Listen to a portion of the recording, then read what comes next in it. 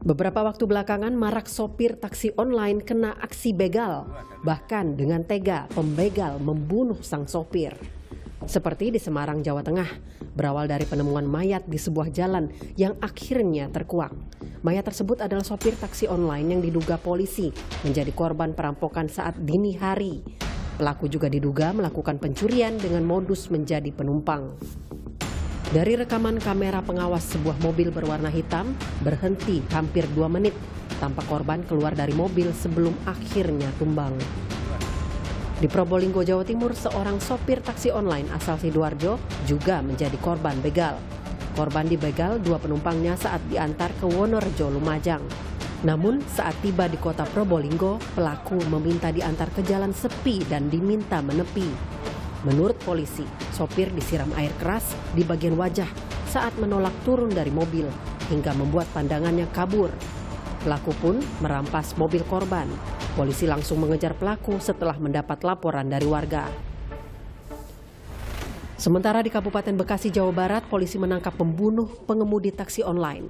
Pelaku diketahui penumpang taksi online tega menghabisi korban dengan tusukan pisau lantaran tak terima dinasehati oleh korban. Kasus ini berawal dari laporan penemuan mayat di dalam sebuah mobil terparkir di Jalan Raya Cilangkara, Kabupaten Bekasi. Selain itu, di Bandung, Jawa Barat, pembunuh yang meracuni sopir taksi online ditangkap polisi. Pelaku membunuh korban karena ingin menguasai kendaraannya untuk dijual. Pelaku merupakan seorang pria berinisial HAP asal Karangasem, Jawa Tengah. HAP memesan taksi online dan meminta sopir untuk transaksi secara offline atau luring. Pelaku mengatakan aksinya ini karena terdesak butuh uang senilai 7 juta rupiah. Polisi juga menangkap seorang pelaku lainnya yang merupakan penadah berinisial BU. Dari tangan para pelaku, polisi menyita 2 unit sepeda motor dan mobil korban yang rusak karena hendak dibakar pelaku penadah. Peristiwa ini terungkap juga berawal dari penemuan mayat di pinggir jalan raya. Para pelaku ini akan dijerat pasal berlapis tentang pembunuhan dan pembunuhan berencana dengan ancaman hukuman 20 tahun penjara. Tim Liputan, Kompas TV.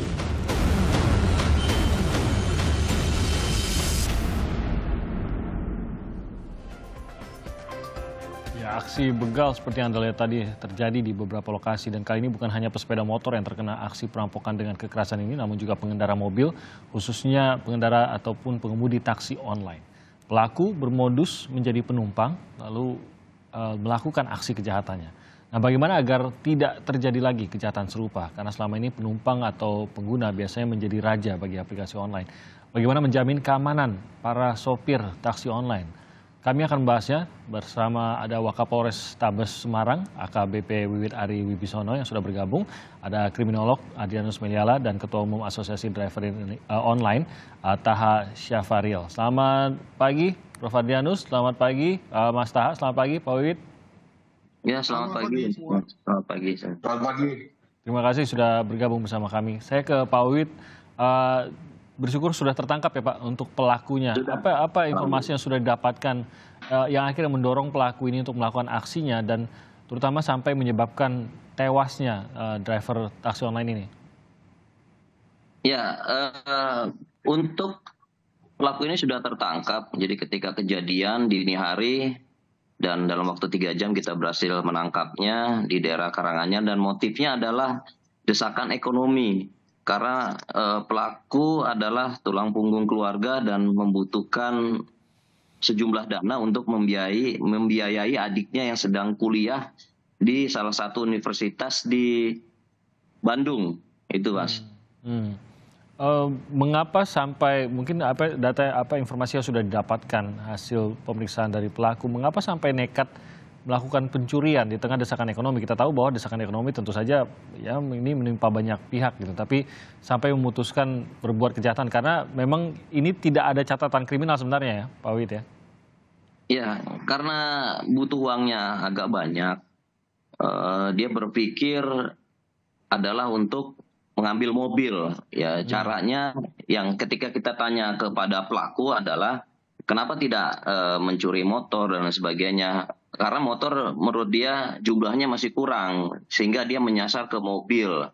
Dan dia berpikiran pendek untuk mencuri mobil dengan cara melakukan pencurian dengan kekerasan tersebut, yaitu dengan memesan ojek online, salah satu namanya Maxim kalau tidak salah, Maxim, dan ketika dia pesan, ya terjadilah pembunuhan tersebut, penusukan Itu tersebut. spontan terpikir pada saat memesan atau bagaimana? Apa memang sudah direncanakan? Dia sudah direncanakan ketika dia berpikir 1 hari sebelumnya cara untuk mendapatkan dana yang agak besar, ya dia pikir itu dengan cara memesan ojek online tersebut secara acak, lalu diancamnya dengan sebuah pisau, berharap langsung keluar pengemudinya, tetapi karena melawan akhirnya ditusuk, itu saja Mas. Jadi tidak ada maksud sebenarnya, tapi akhirnya terjadilah dan terjadi terenggutlah nyawa begitu. Ya. Kalau dilihat dari rencananya, apakah sudah direncanakan juga mengenai bagaimana nanti menjualnya dan lain-lain, sudah sampai ke sana belum ya Pak Wid? Ya, dia sudah rencanakan juga, rencananya ketika sudah didapatkan mobil itu, dia rencananya mau menjual lewat online, itu saja, lewat medsos-medsos yang sekarang marketplace seperti itu. Oke, jadi bukan melalui penadah atau apa gitu ya yang Ya, rencananya lewat marketplace secara online. Dia merencanakannya demikian. Oke, baik. Saya ke Mas Taha. Mas Taha, mungkin ini menjadi kekhawatiran utama nih teman-teman yang saat ini berprofesi sebagai sopir taksi online. Baik motor maupun mobil juga ini mengalami hal demikian. Mungkin dari beberapa kasus yang kita hadirkan tadi, apa yang saat ini paling menjadi kekhawatiran utama dan bagaimana mengatasi agar bisa mengamankan para driver saat ini? Apa yang dilakukan oleh para mitra driver untuk mengamankan dirinya di tengah kondisi seperti ini? Ya, terima kasih. Selamat pagi semuanya. Jadi sebenarnya kasus pembegalan ini di masing-masing daerah itu udah lama terjadi, karena memang sasaran empuk juga sih kadang-kadang ya kalau kita bicara sebagai driver online membawa mobil atau motor. Jadi kita itu sebenarnya pasti punya komunitas atau organisasi gitu. Nah, kebenaran karena merasa tidak membutuhkan organisasi dan komunitas, akhirnya beberapa teman-teman mitra driver online nggak punya teman di dalam sendiri saja gitu ya pada saat bekerja gitu ya. Kalau di beberapa teman-teman yang sudah berkomunitas tuh ada sharing lokasi yang update, jadi dia berjalan gitu ya. Biasanya kalau teman-teman di Jakarta kalau memang punya order-order yang mencurigakan, itu mereka call ke komunitasnya atau ke organisasinya, atau ada semacam unit reaksi cepat antar komunitas gitu. Oke, mencurigakan itu seperti apa Mas? Jadi gini ya, sebenarnya yang membuat mitra pengemudi nekat atau semacam memberanikan diri menerima order-order yang mencurigakan sebenarnya. Jadi sebabnya itu karena kejar setoran sebenarnya, Terus kalau di Jakarta mereka melipir ke daerah pinggir karena menghindari gage, karena mobilnya kena gage. Lalu kemudian juga letih gitu, jadi capek.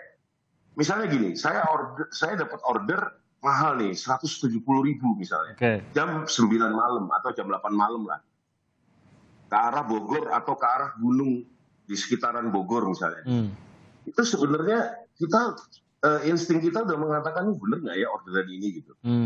Banyak sekali teman-teman yang saya langsung share di WhatsApp group, tolong pantau. Nah itu biasanya langsung dipantau tuh gitu kan. Jadi ada temannya yang ikut memantau perjalanan itu gitu ya? Memantau, iya. Ya. Jadi misalnya kalau saya pernah malam-malam mahasiswa nih ternyata, tapi bawa tas gitu kan. Waktu itu sebelumnya ada penusukan yang pakai pisau atau apa. Saya agak takut gitu pada saat itu. Lalu kemudian saya beranikan terima karena arahnya juga masih aman gitu ya, menuju daerah ramai gitu. Saya ajak ngomong terus, akhirnya saya tahu bahwa mereka mahasiswa.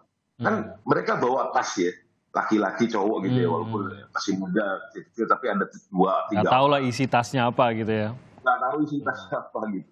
Ya terpaksa harus ajak ngobrol terus, lihat spion terus, siap-siap terus gitu. Ya memang itu mendebarkan sih gitu. Ini pekerjaan yang sangat membahayakan. Oke. Nah kalau yang order mencurigakan itu bisa dideteksi dari awal tuh Mas Taha? Sebenarnya bisa. Sebenarnya kalau kita nggak capek, kita masih fokus. Karena teman-teman juga banyak yang on itu malam karena Jakarta macet. Mereka lebih senang malam. Nah, tapi mereka tahu posisi-posisi di mana, misalnya kayak ke stasiun kereta atau ke hotel-hotel atau ke mana gitu, atau ke terminal bus dan lain-lain. Mereka kumpul di situ untuk mendapatkan order-order yang malam itu. Tapi mereka karena mereka udah siap, jadi mereka nggak capek. Konsentrasi mereka lebih baik, lebih awas ya, membaca orderan. Kira-kira seperti itu. Oke. Jadi sebenarnya yang masalah utamanya teman-teman ini, karena teman-teman driver online ini juga lagi kejar setoran, karena sulit sekali mendapatkan pendapatan saat ini. Oke. Jadi itu mendesak akhirnya mungkin orderan yang mereka curigai atau sebenarnya mereka enggan tetap diambil gitu ya, alasannya untuk mengejar setoran tadi. Saya ke Prof. Adrianus, apa bedanya nih Prof antara format taksi online dengan format taksi yang konvensional yang kita ketahui, yang sama-sama membawa sebuah kendaraan yang pasti ada nilainya dan sama-sama membawa penumpang yang belum pernah mereka temui, tidak mungkin juga dicek KTP dan lain-lain begitu. Tapi mengapa saat ini menjadi lebih rawan, Prof. Adrianus? Ya, bayangkan pada taksi konvensional maka terdapat signage yang memudahkan pengemudinya untuk mendapatkan pertolongan jika ada apa-apa. Ya, dia bisa nyalakan lampu kuning itu, kalau ada perusahaan taksi kan dia pasang lampu kuning di sebelah lampu penanda taksinya, mengindikasikan bahwa ketika itu dinyalakan itu tandanya ada apa-apa. Ya, pun dia misalnya teriak atau berperilaku yang agak agresif, ya orang langsung tahu bahwa ini ada apa-apa nih, karena itu memang menunjukkan taksi konvensional gitu. Tapi pada konteks taksi yang dikatakan oleh Mas Taha ini kan nggak begitu. Ya situasinya kita lihat sebagai mobil biasa. Mobil pribadi bahkan ya. Menunjukkan suatu gerak-gerik yang aneh-aneh. Kemungkinan orang berpikir bahwa ya itu mungkin penumpangnya sedang berantem itu atau sedang marah-marahan begitu ya. Ini agak susah menurut saya, dan saya simpati pada situasi yang dihadapi oleh Mas Taha dan kawan-kawan. Ya karena memang awalnya kan memang minimum effort ya, dengan upaya minimal mendapatkan dana. Nah sekarang lalu sudah mulai dibaca sebagai peluang kejahatan, dan saya kira nggak cukup ya Mas Taha ya untuk mengandalkan pada insting saja atau estimasi-estimasi yang bersifat pribadi, karena setiap orang tentu punya persoalan yang berbeda-beda, punya daya nalar berbeda-beda, apalagi ketika sudah capek, sudah malam, mesti dikejar setoran. Saya kira memang repot itu. Saya belum bisa memberikan satu solusi, Mas Timothy.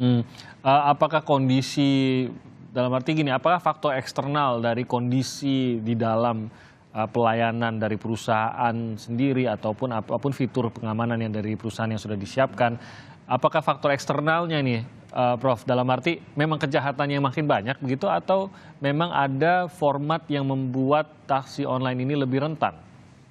Ya tadi karena ini adalah mobil pribadi, maka tentu susah bagi pengelola aplikasi untuk memintakan agar tambahkan satu fitur di kendaraan.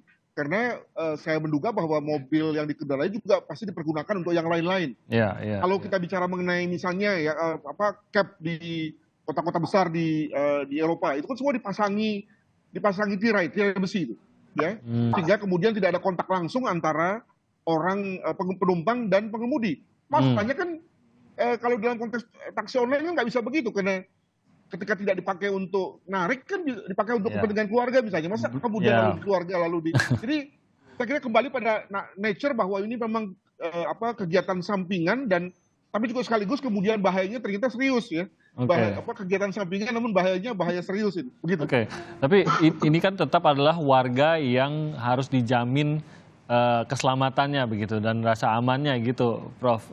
Tanggung jawabnya bagaimana ya, Prof? Kalau begini, dalam arti ya seperti tadi, kalau dipasang pengaman barrier antara driver dengan yang belakang, bisa saja, tapi kan satu biaya, yang kedua adalah itu mobil dipakai lagi oleh keluarga gitu. Masa seperti Prof bilang tadi, masa ada barrier sama anak saya di belakang gitu.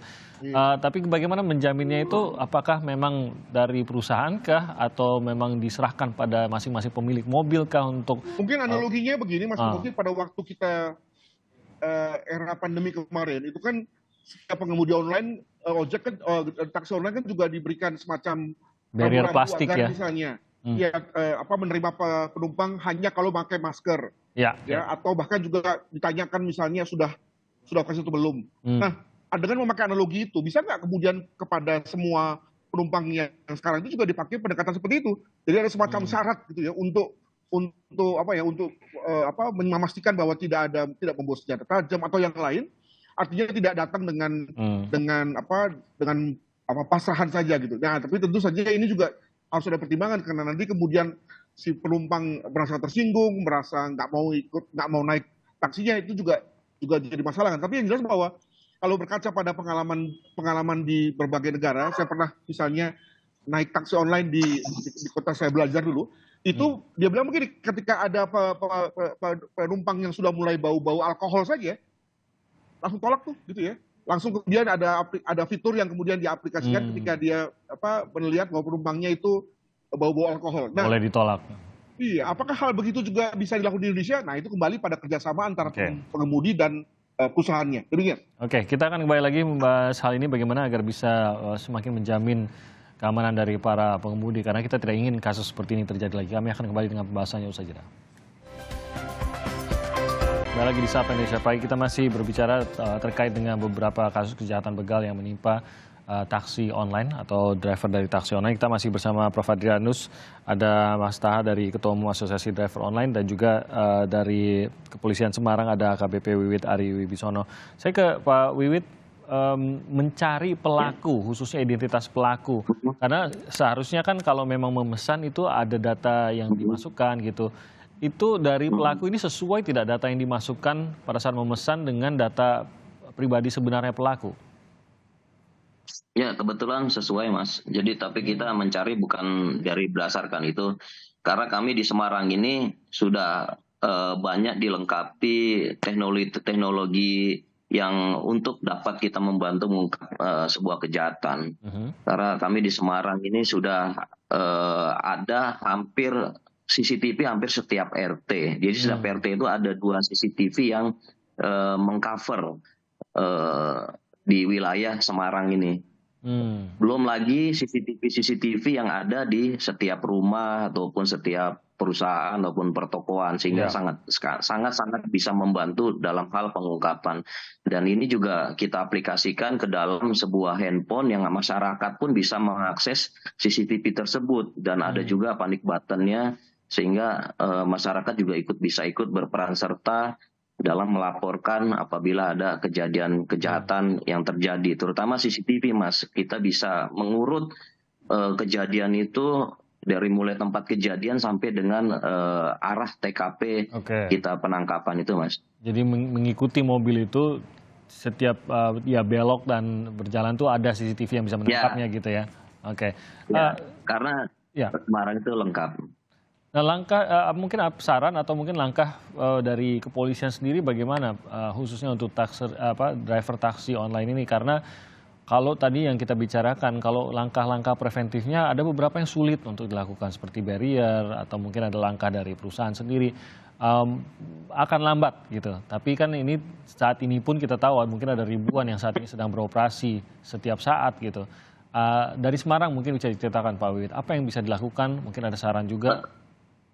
Ya, kami tetap menghimbau rencananya dengan Pak Kapolrestabes, kita akan menghimbau atau mengumpulkan para driver dari mulai ketuanya, nanti kita akan mengumpulkan para driver ojek online ini untuk mementingkan keselamatannya juga, untuk memasang sebuah barrier yang murah, yang portable, yang gampang untuk dilepas, mungkin dari akrilik saja. Dan bisa disesuaikan dengan hembusan angin AC, juga mungkin dikasih lubang-lubang yang banyak sehingga anginnya itu bisa sampai ke belakang dan menghambat pelaku kejahatan apabila ingin beraksi untuk melakukan kejahatan tersebut. Dan mungkin juga akan merambah ke perusahaannya itu sendiri. Apabila perusahaan itu sendiri mensyaratkan para driver dengan mobilnya tertentu dan mensyaratkan dengan barrier, saya rasa bisa. Apalagi kan perusahaan ini juga mensyaratkan ada SKCK, mensyaratkan mobil tertentu. Kenapa tidak sekalian mensyaratkan untuk memasang barrier yang portable, Tapi yang kalau saya dilepas. Ya Pak Wi, kalau saya agak realistis sedikit nih, kalau udah ada penambahan biaya biasanya agak lambat nih ininya. Tapi itu tadi apa yang bisa lebih cepat mungkin salah satu kan komunitas kalau tadi Mas Taha mengatakan, mungkinkah ada jaringan komunikasi kah yang bisa lebih memberikan rasa aman pada para sopir taksi online kah, atau seperti apa dari kepolisian mungkin menginisiasi? Kalau kami sih fasilitas seperti panic button itu ada. Tinggal kita nanti sosialisasikan ke mereka, karena di sini hampir setiap perusahaan sudah memasang panic button, dan di handphone juga tinggal pencet. Ada juga tombolnya yang kita bisa pasangkan terpisah dari handphone, yang bisa suatu masa tinggal ditekan saja. Dan untuk aplikasi itu sendiri di sini alhamdulillah sudah terunduh 200.000 orang pengunduh di Semarang ini. Oke, mungkin boleh tuh Pak Wiwit, saat ini kalau ada yang menyaksikan panic button itu diunduhnya namanya apa dan bagaimana? Libas, namanya Libas. Libas. Iya, Libas. Ini khusus Semarang atau? Sampai di Semarang, aplikasi ini hanya di Semarang saja, dan ini sudah dilombakan di KIPP dan alhamdulillah masuk ke top 99, dan mudah-mudahan bisa menjadi pilot project untuk Polri bisa menggunakan ini, karena sebaran personil pun juga terlihat di comment center. Apabila ada kejadian, polisi terdekat itu akan ditunjuk oleh comment center untuk bisa menghampiri TKP sehingga cepat itu. Oke, saya ke Mas Taha, apa yang mungkin dari teman-teman driver taksi online, apa yang diharapkan oleh teman-teman drivernya? Mungkin itu dari perusahaan kah, atau seperti yang tadi dari kepolisian ada aplikasi khusus kah, atau apa yang bisa membuat rasa aman bagi teman-teman mitra driver ini? Iya, tentu kalau dari kami tentu semua kita pasti akan terima kalau untuk keselamatan ya. Dan kita kan sebenarnya sebagai pelaku usaha transportasi online ini kan yang punya beban memberikan keselamatan kepada penumpang dan memberikan kenyamanan itu sebenarnya. Jadi ya pertama sih kalau dari kami harus ada keseimbangan juga terhadap aplikasi. Jadi aplikasi itu harus menganggap bahwa mitra pengemudi atau driver online dan penumpang itu sama-sama customer mereka gitu, sehingga mereka juga punya acuan-acuan atau upaya-upaya untuk mengamankan kedua belah pihak gitu. Nah ini yang belum terjadi sebenarnya. Kita lebih sering menjadi tertuduh gitu ya. Maksudnya yang diduga jadi pembegal karena kan kita yang verifikasi wajah, kita yang harus mengupdate kendaraan kita dan lain-lain. Jadi upaya-upaya fitur-fitur seperti itu tidak ada di penumpang. Nah itu juga harus diadakan keseimbangan. Jadi, mengenai signage atau tanda-tanda lampu-lampu, sebenarnya dulu pernah ada kasus di PM sebelumnya, peraturan Menteri Perhubungan sebelumnya, itu kita di-stikerin sebenarnya. Nah tapi ternyata peraturan Menteri itu di judicial review oleh beberapa teman-teman driver online yang saya juga nggak kenal mereka, akhirnya digugurkan PM 108. Munculnya PM 108 ini yang baru ini, yang kita pakai sampai sekarang, itu nggak boleh ada stiker, tidak ada stiker gitu. Nah, sering kita ngobrol dengan teman-teman Kementerian Perhubungan, dan BPTJ dan kepolisian di Jakarta, memang kita masih belum ketemu nih sebenarnya apa yang paling aman buat kita di Jakarta. Kalau di negara lain seperti di Singapura, saya tahu mereka harganya sama dengan taksi konvensional, jadi mereka nggak keberatan di stikerin aplikasi gitu, karena harganya sama gitu, diperlakukannya sama dan tidak ada bedanya. Nah, jadi artinya bahwa sebenarnya yang membuat teman-teman agak keberatan dengan atribut-atribut yang diberikan oleh aplikasi dan pemerintah dalam hal ini, karena kita merasa bahwa ya seolah-olah kayaknya pendapatan kita terus turun gitu, jadi itu yang menjadi alasan. Dan memang saya tadi jelaskan tidak ada matrix allocation risk dalam bisnis ini. Jadi semua risk atau semua risiko ada di kita gitu, di mitra gitu seolah-olah. Oke, Prof. Adrianus, kalau kita lihat ini kan sebenarnya ya banyak langkah-langkah pengamanan yang mungkin ada hambatan-hambatannya. Tadi seperti kalau ada pemasangan stiker agar lebih jelas bahwa ini taksi online, ada hambatannya sendiri, pemasangan akrilik tentu saja salah satunya juga biaya yang menjadi pertimbangan dan lain-lain gitu. Tapi kita ingin agar dalam jangka pendek ini bisa dilakukan sesuatu untuk bisa lebih memberikan rasa aman. Langkah seperti apa dan siapa yang harus bergerak duluan nih Prof? Kalau begini nih, apakah memang dari aparat kah atau memang dari perusahaan yang bertanggung jawab?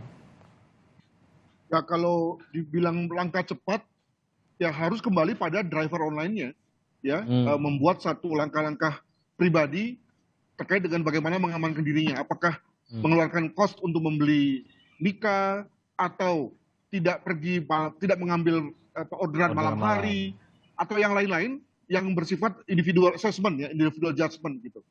Saya menduga bahwa kalau kita mau tarik yang lebih makro, maka tentu kelihatan dari apa yang dikatakan oleh Mas Taha, nampaknya ekosistem ini belum lengkap ini.